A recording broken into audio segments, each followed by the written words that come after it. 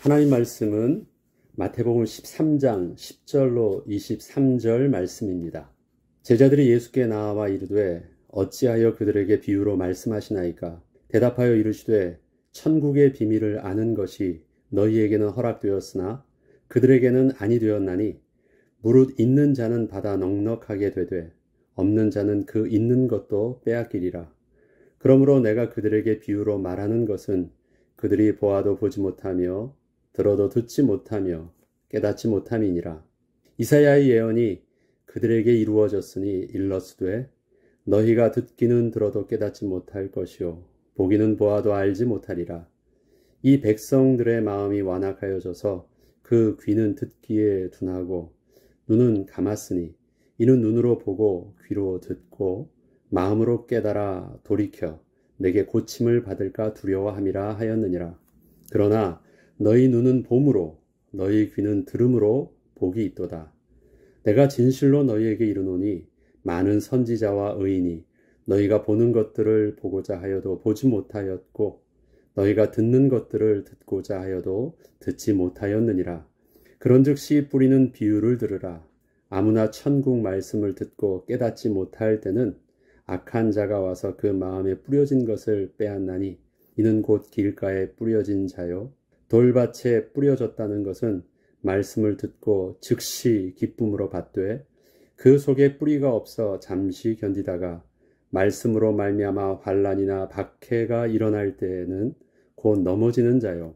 가시떨기에 뿌려졌다는 것은 말씀을 들으나 세상의 염려와 재물의 유혹에 말씀이 막혀 결실하지 못하는 자요. 좋은 땅에 뿌려졌다는 것은 말씀을 듣고 깨닫는 자니 결실하여 어떤 것은 100배, 어떤 것은 60배, 어떤 것은 30배가 되느니라 하시더라. 아멘.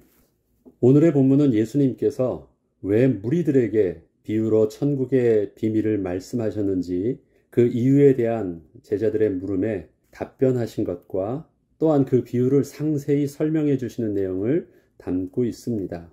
제자들이 이렇게 묻습니다. 어찌하여 그들에게 비유로 말씀하시나이까? 10절에 이렇게 물었을 때 예수님께서는 천국의 비밀을 아는 것이 너희에게는 허락되었으나 그들에게는 아니 되었나니라 답하여 주셨습니다. 예수님께서는 수없이 몰려드는 무리를 향하여 비유를 통하여 천국의 비밀을 말씀하셨습니다. 이 비유의 말씀은 그 말씀이 허락된 자에게는 자신에게 들려주시는 하나님의 음성으로 자연스럽게 들을 수 있었지만 그 마음에 하나님 두기를 싫어하는 자에게는 아무런 의미 없는 소리로 들릴 뿐이었습니다. 하나님 나라의 비밀은 들으면 깨닫게 되는 지식이나 정보가 아닙니다.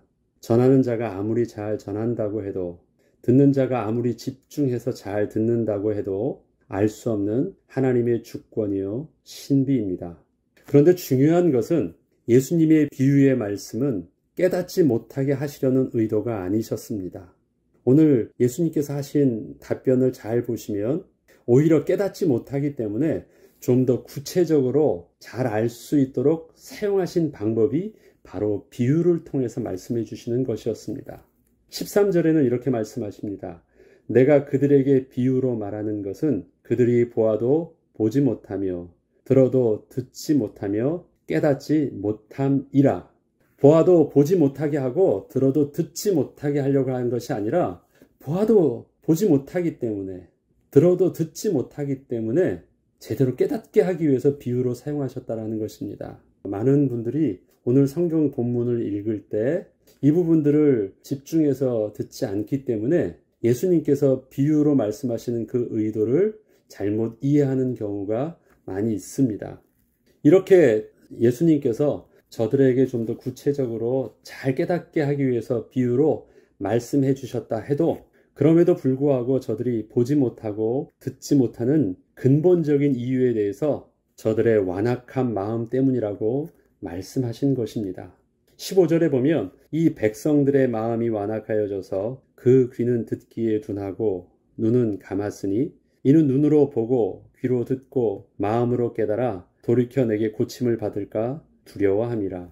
여기서 고침을 받을까 두려워하는 사람은 예수님이 아니에요. 예수님이 내가 전하는 것을 내 백성은 들으면 복이 되는데 하나님의 백성이 아닌 자가 들어서 복이 되는 것을 예수님이 두려워하셨다는 내용이 아닙니다. 예수님은 누구든지 천국의 복음을 듣고 또 복으로 삼기를 원했는데 그 마음에 완악한 자는 하나님의 말씀을 들으려 하지 않았다라는 것입니다.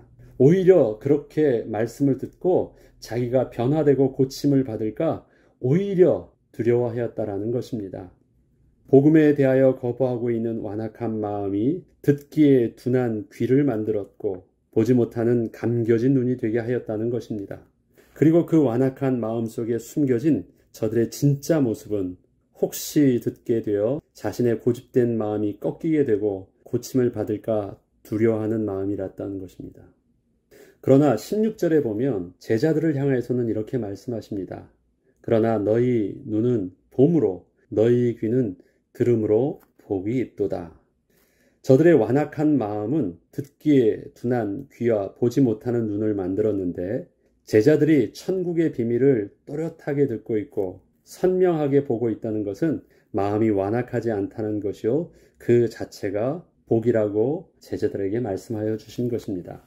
그렇습니다. 우리가 복음을 듣고 천국의 비밀을 소유한 자가 되었다는 것은 참으로 하나님의 신비입니다. 복음의 내용이 어렵고 쉬운 문제가 아니라 어떻게 해서 그 단순한 복음의 메시지가 내 귀에는 들려지고 우리의 마음에는 깊이 박히게 되었는지 사실 우리는 정확하게 설명할 수 없습니다. 단지 하나님의 은혜의 섭리였음을 고백할 뿐입니다. 이렇듯 천국의 비밀을 아는 것은 하나님께서 허락하여 주신 은혜의 선물입니다.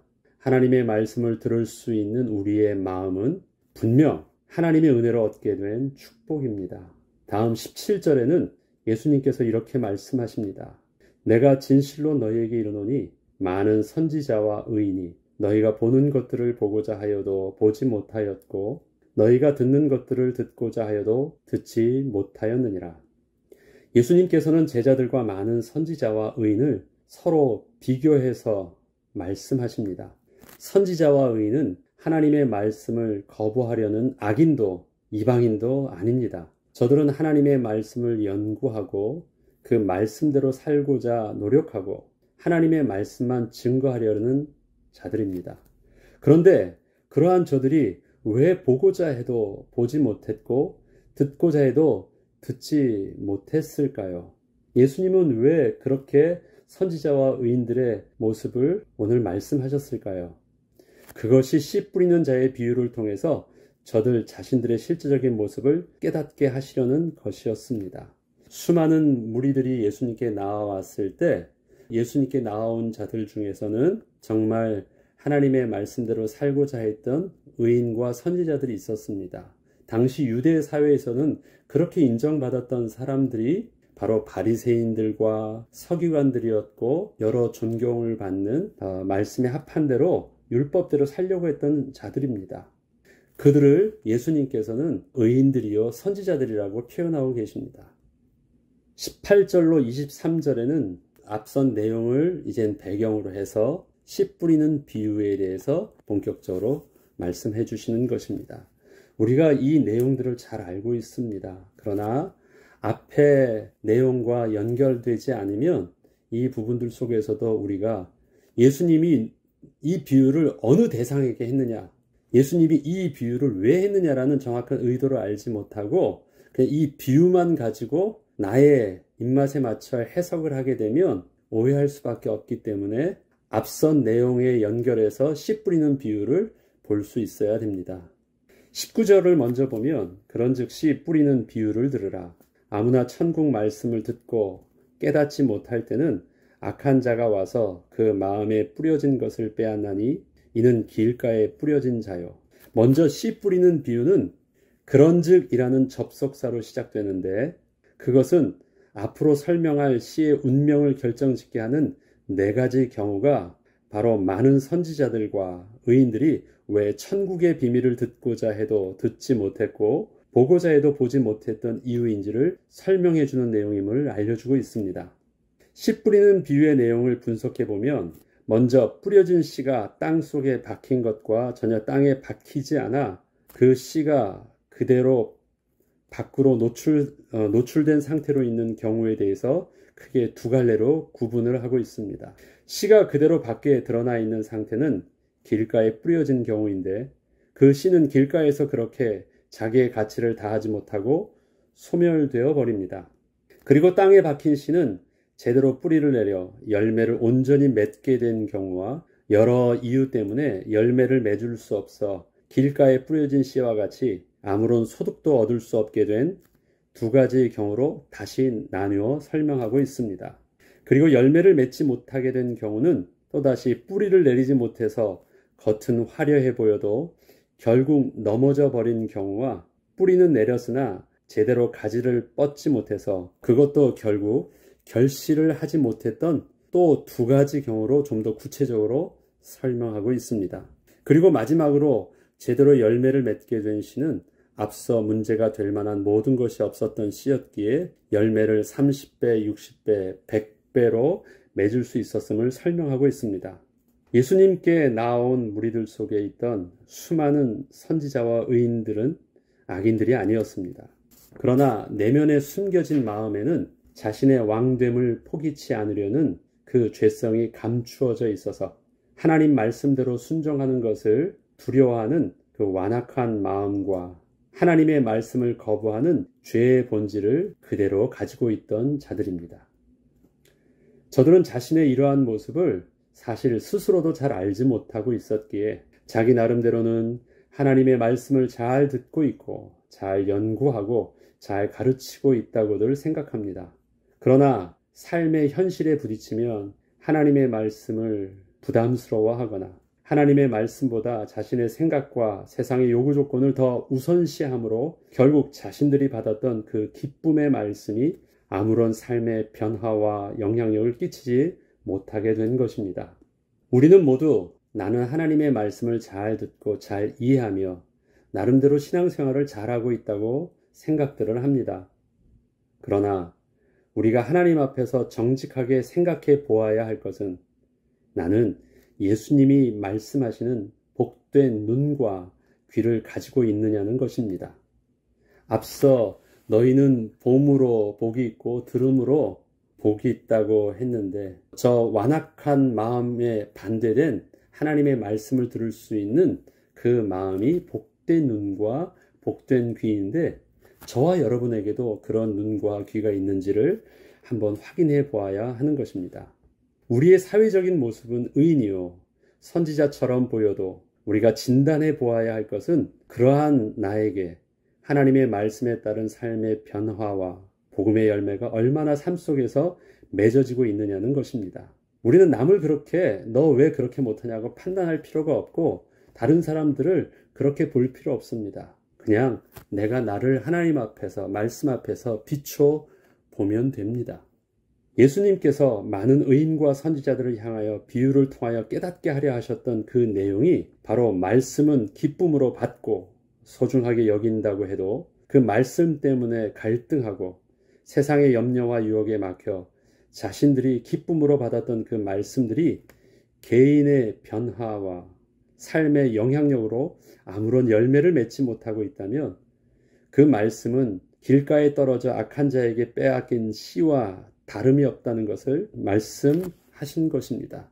나는 불신자 아니고 나는 저들과 다르다고 하고 나는 말씀도 알고 말씀도 이해했다라고 말을 해요. 그렇지만 그 말씀의 영향력이 나타나지 않는다면 말씀을 받지 않은 자와 아무런 차이가 없다라는 것입니다.